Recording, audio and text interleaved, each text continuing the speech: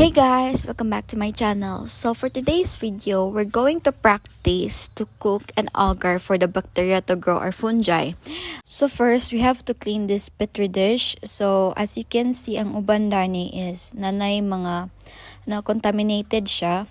As you can see, makakita ka og dark spots like that and the white spots. Mo na siya ang bacteria or fungi nga ni grow while ga-cook ka.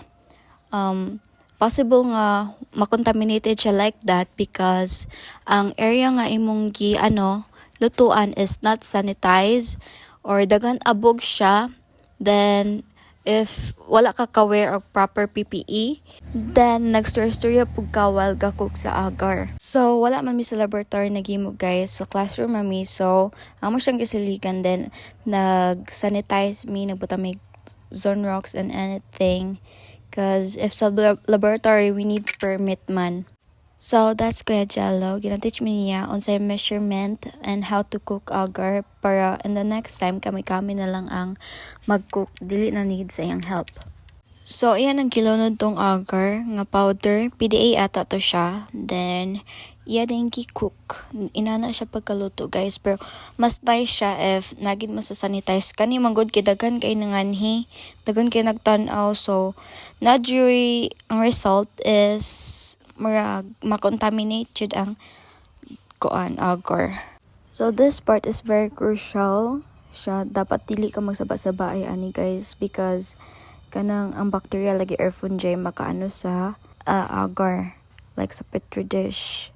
As you can see, dapat marag isa lang dalion dyan mo siya pag lagay sa petri dish. Like that. O dapat din na siya diretso, sira din na siya diretso mo gihunong ni kuya. Ganyan, dapat ganyan siya. Dapat pag human og bubo, sirado dayon. Manong bubo, sirado. Para dili siya ma-contaminate. So this one is PDA, which means nga mas mo ni ang bahog sa fungi. Then ang sunod is PDPA. Mo na siya ang bahog sa bacteria. So after that, katong nga agar is mag-solidify. Kinabugnaw naman siya. Then imo din siyang i-seal gamit ang masking tape. So i-seal po nimo siya og paper to secure it. Then ibutang din nimo siya tong autoclave. So katong autoclave mo toy magluto sa iya for 120 degrees Celsius and for 20 minutes siya lutoon.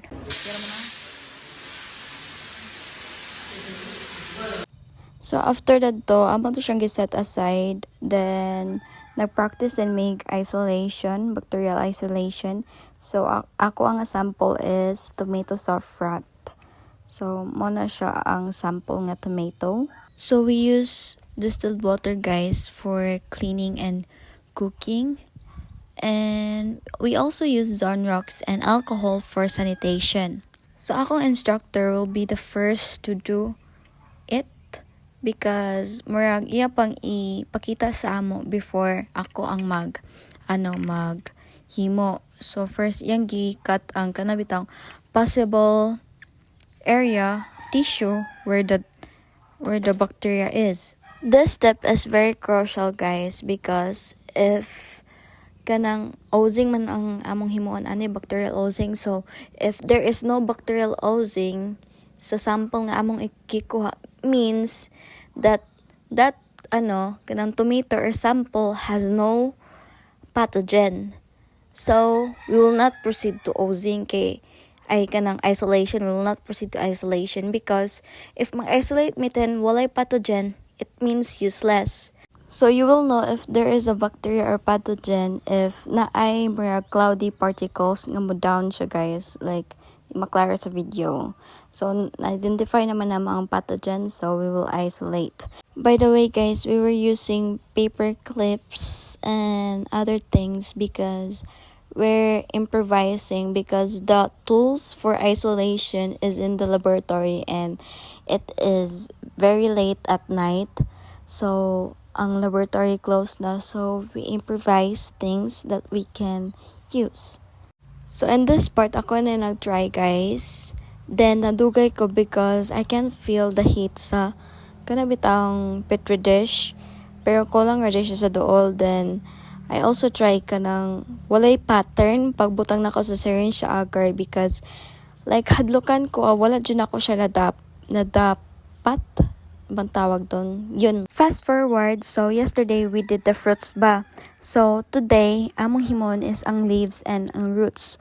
So ang leaves and roots among kuan ang ilang mga pathogen, among i-isolate na lang pathogen, so we use distilled in cleaning. Then that one, the plant that shows wilting has fungi on its roots. So mo na among ikuan pod na siguro may silya ana.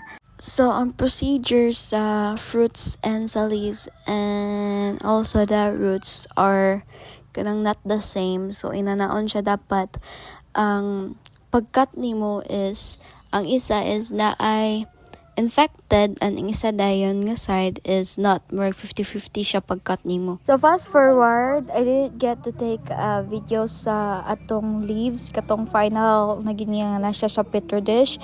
So what I'm doing right now is maghimo ko mother sa soft rat, which nga kato akong padaghanon kani siya is akong magko ako bacteria, di ba na bacteria adto ni tobo. So kato nga bacteria is akong kwaon, as you can see ako siyang kwaon, ako siya i-transfer dito sa petri dish. So I think that will be all. Thanks.